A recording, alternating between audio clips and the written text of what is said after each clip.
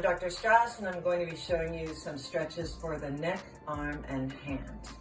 First, put your fingertips above the clavicle and pull down and anchor the skin below. Then tilt your head away and slightly back. It doesn't have to be a big motion. You will be stretching the scalene muscles. Then we're going to stretch the shoulder and pec. Put your arm in a 90-degree position in the doorway and then turn away. Let your head go with the body and hold. You should be feeling the stretch right here.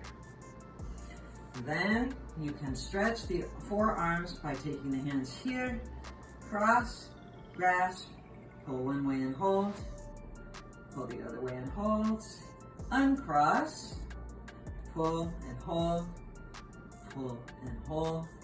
And the last thing, do your mountain climber stretches like this or like this and let them stretch. Give yourself at least a 5 count or maybe even a 10 count. This should give you some good relief.